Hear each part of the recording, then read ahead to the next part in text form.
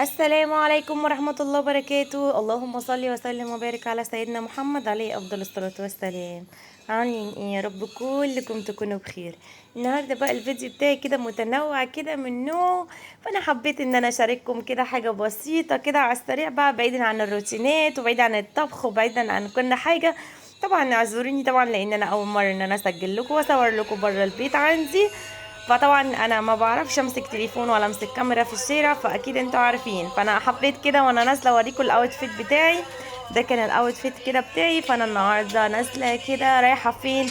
طبعا الحمد لله، اللهم لك الحمد والشكر، الولاد عندي نجحوا، فكنا عاملين لهم حفله كده ايه خفيفه ظريفه كده، قلنا نفرحهم، وباننا كمان طالعين من امتحانات وطالعين طبعا لا حسنا برمضان ولا حسنا بعيد. فقلت اخدهم كده اخرجهم وافسحهم، وكمان ان انا اطلع من بره المود الشقه كده ومود الترويق ومود البيت خالص ومود الطبيخ كده، نعيشه يوم بره البيت. فاول حاجه كده نزلت انا زي ما صورت لكم، قولوا لي بقى ايه رايكم في الاوتفيت بتاعي. فنزلت كده على فتح الله، قلت طبعا مش هجيب طبيخ طبعا عشان ان انا اروح اجيب اكل من بره، اللهم ان هيلاقوا نفسهم على البحر. فقلت بقى نجيب شويه جبن كده وشويه بيبسيات وشويه عيش ونعمل سندوتشات، لان الحفله بتاعتي كانت هتتعمل على البحر. بس فروحنا دخلنا، اول حاجه دخلنا على فتح الله كده، كان معايا صاحبتي حبيبه قلبي ونص التاني، ربنا يخليكي ليا وما يحرمنيش منك، يا احسن حاجه عرفتها في حياتي بجد والله العظيم، الصحاب دول نعمه. كان معايا صاحبتي هي اللي شجعتني كده ان انا ننزل، ودايما هي اللي مشجعاني بكل حاجه بصراحه يعني. ربنا يخليها لولادها يا رب ويسعدهم كده ويفرحها بيهم يا رب العالمين، ويخليها ليا يا رب. طبعا والله العظيم تبقى الصحبة طبعا بتبقى بصوا اكتر من الاخ واكتر من الاخت واكتر من اي حد في الدنيا. فبجد عندي صاحبتي ديت بجد، يعني هي انا ما فيش حاجة بتمسنا، احنا واحد، ربنا يديمها في حياتي العمر كله يا رب. بس كده دخلنا بقى ايه نشوفوا بقى ايه، اكيد هنجيبوا جبن بقى وشوية لانشون وحتة جبنة تركي على شوية بيبسي على شيبسي على شوكولاتة كده، ايه قلنا نجيبوا شوية حاجات كده ندلع نفسنا وندلع الولاد، عشان طبعا ما ننساش نفسنا برضو وما نصرفش كتير، لان انتوا عارفين اليوم دوت بيبقى مصاريف كتير وكده. فقلت قلت بقى نجيب شويه حاجات كده من فتح الله احسن، وطبعا اسهل ما بين الاكل يعني وكده، ما بين عشان ما يبهدلوش نفسهم ويبهدلوا الدنيا وكده.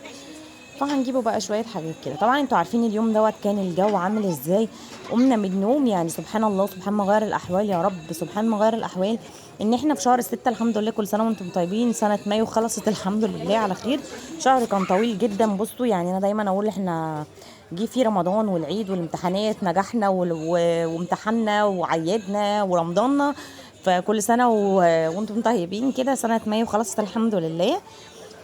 فدخلنا بقى على شهر يونيو، فبدأ معانا شهر يونيو بقى ايه، شاف نفسه علينا، متعرفوش فيه ايه والله العظيم، ده غضب ربنا علينا ولا ايه اللي بيحصل؟ ما مش عارفين ايه اللي بيحصل في الدنيا، لان الجو يبقى ازاي شهر 6 عمرها ما حصلت ان شهر 6 يجي في شتاء وفي رياح وفي تراب. الكلام ده كان اخر حاجة بنشوفوها ايام شم النسيم، كنا بنشوف الكلام ده. بعد كده ما تعرفوش ده غضب ربنا والله العظيم، ده كده القيامة هتقوم قربت تقوم علينا. ف يعني ربنا يهونها علينا كده وربنا يعيننا ومش عارفه اقول ايه والله العظيم، الحمد لله على كل حال يعني. فبرضه برغم ان احنا قمنا والجو كان بيشتي والدنيا كانت مطر والجو كان فظيع كده زي ما صورت لكم، بس كان لازم، ما كانش ينفع ان احنا نلغي ولا كان ينفع ان احنا نأجل. قلنا لا لازم نقوم كده ونكمل وننزل، وزي ما تيجي تيجي. هو اليوم دوت كان الجو حر، كان عمال فيه رياح وفيه امطار وفيه تراب، بس الجو كان حر جدا. ولما طلعنا على البحر كان الجو جميل جميل جميل خالص، كان الجو حلو قوي. فقلنا لا، صممنا ان احنا لازم ننزل ولازم نشوفوا يومنا اللي احنا كنا مظبطينه ومخططينه. فالحمد لله يعني هو كان وقت كده وراح لحاله، والحمد لله. طبعا الجو دلوقتي حلو جدا، بس مش عارفين بقى الجو هيوصل بينا لحد فين. ولغايه دلوقتي والله العظيم احنا شوفوا في شهر 6 اهوت، والجو سقع بيسقع معانا بالليل. مش عارفه، ربنا يرحمنا برحمته يا رب، لان الجو صعب جدا اليومين دول. هنا بقى بصوا كنت بقى ايه، عمالين بقى يتجولوا فعلا، ده عايز بسكوت وده عايز بيبسي وده عايز مش عارفه ايه، كان كل اللي نفسه في حاجه ياخدها. فهو يوم دلع بقى يعني، هو يوم كده قمر، فانا سايباهم يعملوا اللي هم عايزينه. اي نعم هم جايين عليا بخراب، بس يلا مش مشكله، لازم ندلعهم كده ونحقق لهم كل اللي نفسهم فيه. هو يوم كده قلت لازم اخرجهم من مود البيت وكده. ف فهو يوم. هنا بقى كنت جيت على عند الكاشير كده ودفعنا. هنا بصوا كنت بجيب لكم الشاشات، كانت اسعار الشاشات يعني بصوا الشاشه الصغيره اسعارها بقت في الخيال. يعني ممكن الشاشه الصغيره ديت اللي هي انا مش عارفه في البوصه وبكام بوصه وكده، بس لقيت الاسعار الشاشات عامله 13 و17 و20 و8. فانا حبيت ان انا اصور لكم الفيديو كده عشان تشوفوا الشاشات وتشوفوا اسعارها، عشان اللي حابب ينزل يجيب شاشه من كارفور، اللي هو مثلا ده كارفور اللي كان في السيتي لايت اللي هو على الطريق الصحراوي، الناس الاسكندرانيه عارفينه. فانا حبيت ان انا اجيب لكم الاسعار الشاشات كده عشان لو حابين ان انتوا تنزلوا تجيبوا شاشات. هنا بقى هدفع الحاجه بتاعتي.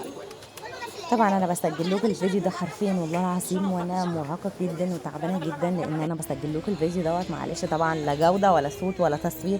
بسجل لكم الفيديو كده ايه بره البيت. انا في القاهره حاليا، يعني ما نمتش كويس. عارفين النوم اساسا، احساس النوم على السرير ده بيبقى فيه لذة ومتعة تانية خالص، لكن انا مش بعرف ان انا انام بره البيت عندي. بس طبعا هما يومين كده هنقضيهم زي ما نقضيهم، فتلاقي صوتي مرهق جدا. فانا قلت ان انا اسجل لكم الفيديو عشان ان انا اتكلم معاكم وان انا اطلع اطمن عليكم وكده، لغايه اما نرجع بقى ارض وطمه كده ونعمل الروتينات بتاعتنا وننزلوا الطبخ بتاعنا وننزلوا الحاجات القمر اللي انتوا بتحبوها.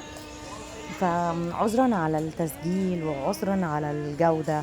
وطبعا انتوا عارفين زي ما قلت لكم ان انا اساسا يعني انتوا شجعوني بقى الفيديو كده، شجعوني بلايكات كتير وشجعوني بكلام حلو في الكومنتات، عشان تشجعوني بعد كده ان انا انزل لكم جولات ونزل لكم حاجات حلوه، اماكن حلوه كده لكل الاماكن اللي انا بروحها. طبعا انتوا عارفين انا حاليا في القاهره، فالقاهره فيها اماكن حلوه كتير، بس طبعا هم مش عايزين امسك التليفون ولا اسجل ولا اعمل اي حاجه، فمش مشكله يلا تتعوض المره الجايه. فانا نزلت لكم الجوله كده في اسكندريه، فانتوا لو حابين ولو لقيتها جابت مشاهدات ان شاء الله هعمل لكم جولات تانية كتير، وهعمل لكم بقى ايه تصوير كتير. فعشان انتوا عارفين انتوا اللي بتشجعوني، يعني انتوا اللي بتخلوني ان انا امسك الكاميرا كده واتشجع. بصوا رغم ان الدنيا بتشتي وكان الجو صعب جدا، بصوا انا بوريكم ان في ناس قاعده على البحر عندنا في اسكندريه، والبحر حلو قوي والجو كان جميل جدا. طبعا احنا خدنا الحاجه ورحنا قعدنا على الكافيه، كنا حاجزين كافيه من قبلها، قعدنا بقى على الكافيه وهنا بقى البحر. طبعا بصوا البحر كده تحسوا بالراحه النفسيه، يعني راحه نفسيه رهيبه كده على البحر بتاع اسكندريه.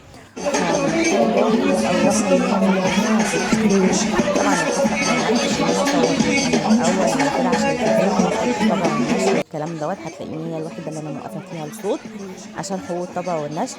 فكانت الحفله هنا بقى ايه، يعني انا ما قمتش انا اتلاقيت بقى مع الناس اللي كانت جايه لي وكده، فما لحقتش ان انا نقطع التورتايه ولا نغنوا، لكن هم غنوا ورقصوا وزقططوا. كان يوم حلو قوي والف مبروك، ودايما من نجاح لنجاح، وان شاء الله نشوفوهم زي ما هم بيتمنوا يا رب، لان مش احنا اللي بنتمنى دلوقتي، هم كل واحد كده تساله عايز يطلع ايه يطلع هو بقى بيقول حاجات كده غريبة. فربنا يحقق لهم أحلامهم كده وينجح أولادكم ويرزق كل مشتاق بالسرية الصالحة يا رب العالمين.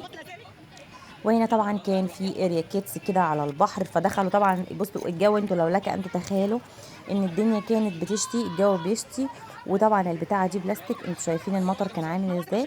الدنيا كانت عماله تشتي وهم بالقط وعمالين يلعبوا ويتنططوا من فوق لتحت من فوق لتحت، لدرجه ان انا غلطتي الوحيده ان هم كانوا لابسين ابيض. بس الحمد لله الحمد لله انا كنت اخد لهم هدوم تانية كتير في الشنط وكده، فكل شويه كنت بغير لهم، يعني لان انتوا عارفين الاطفال بيبقى بيوسخوا هدومهم بسرعه جدا. فالبتاعه ديت بيزحلقوا فيها، هي بلاستيك مع ميه الشتاء اكيد بيبقى فيها تراب وكده، فهدومهم البيضه استغفر الله العظيم يعني بقت سودا طينه يعني. والدنيا كانت بتشتي وهم كانوا بيلعبوا، كانوا مبسوطين جدا، وطبعا كان في العاب كتير. بس طبعا كان معاهم زي بيبي سيتر كده، هي اللي بتمشي بيهم وهي اللي حاطه عينها عليهم. فانا ما كنتش بقوم اصورهم وكده، فعشان كده ما عرفتش اصور غير ديت هتلاقي صوتي طالع فيها عشان بس حمزه كان واقف بيلعب معاهم. فانا حمزه بقلق عليه من اي حد، يعني ما برتاحش ان هو يبقى مع حد. ممكن الولاد الكبار مش، لكن حمزه لا بقلق عليه، لان انا عارفه ان ابني ما بيقعدش وابني لازم يبقى عينه عليه كده. فانا قمت عشان ان هو كان نفسه يلعب في دي ويتنطط كده، قلت برضه افرحه كده شويه. بصوا كان عمال يتنطط وكان فرحان جدا بيها، فسيبته بقى يتنطط. فانا قمت كده صورت لكم الحته دي، وباقي طبعا اللعب باقي الاريا كيدز هم لعبوا، كانوا عمالين بقى يسحبوا في فلوس ويروحوا يلعبوا، لان هم كبار مش صغيرين. فربنا يحفظهم ويحميهم يا رب، وزي ما قلت لكم ربنا يرزق كل مشتاق بالذريه الصالحه وربنا يفرح اولادنا جميعا. طب بجد هم تعبوا جدا من رمضان للعيد، وكانوا طول السنه بيذاكروا، وانا زي ما قلت لكم انا عندي ثالثه اعدادي ورابعه ولغات، فطبعا رابعه كليه رابعه ابتدائي ديت عندي بالنسبه لي كانت رابعه كليه، وكانوا يعني كان الساينس بتاعهم صعب جدا، وكان المواد بتاعتهم صعبه جدا، فهم تعبوا جدا. فلازم بعد كل التعب ده ان انا كنت افرحهم. طبعا في حاجات كتير انا ما صورتهاش، وفي حاجات كتير انا ما وريتها لكوش، وطبعا انا مش كل حاجه ان انا هطلع عشان محدش يقول لي انت بتعرضي خصوصياتك. في حاجات كتير قوي حصلت ما صورتهاش، وفي حاجات برضو حصلت ان انا ما كنتش وقتها ماسكه التليفون ولا التليفون معايا. الحمد لله الحمد لله، هو كان يوم قمر، وزي ما احنا غنينا ايه اليوم الحلو ده، ايه اليوم القمر ده. فعلا كان يوم جميل وكان يوم قمر، وربنا يفرحنا دايما بولادنا وينجح كل ولادكم، وربنا يكون مع اللي هيمتحنوا الثانويه العامه خلاص امتحاناتهم، لان انا عندي بنت خالتي برضو ثالثه ثانوي يعني، فربنا معاها يا رب ويوفقها وينجحها، ودي هتبقى الفرحه الكبيره كده ان شاء الله. فربنا يفرحكم دايما باولادكم. وطبعا ده كان الفيديو بتاعي النهارده، يا رب الفيديو اتمنى الفيديو يكون عجبكم، اتمنى والله العظيم انا عن نفسي اتمنى ان هو يكون عجبكم الفيديو بتاعي النهارده. وطبعا هنا بعد ما خلصنا كان الساعه حوالي 1:30 بالليل، فكده كنا راجعين على البيت. بص طبعا اسكندريه بقى بالليل، يعني الناس اللي في اسكندريه هي اللي عارفه طريق البحر، وما بعيني برضو كانت الدنيا عماله تروح. وفي طبعا عشان كان معايا اصحابي كده، فما عرفتش ان انا اصور لكم البحر كامل عشان كانوا بيجروا، كنا بنجري وبنلعب.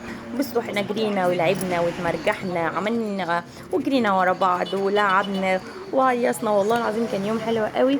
افرحي كده وفرحي ولادك، لو بقل الامكانيات لو اقل التكاليف، مش لازم تعملي. انتي لو خدتي ولادك كده ونزلتي اتمشيتي على البحر وجريتي معاهم ولعبتي وجبتي كوره ولعبتي ولعبنا المنديل ولعبنا حاجات كتير قوي حلوه، وكان يوم قمر يا رب عقبال كل سنه.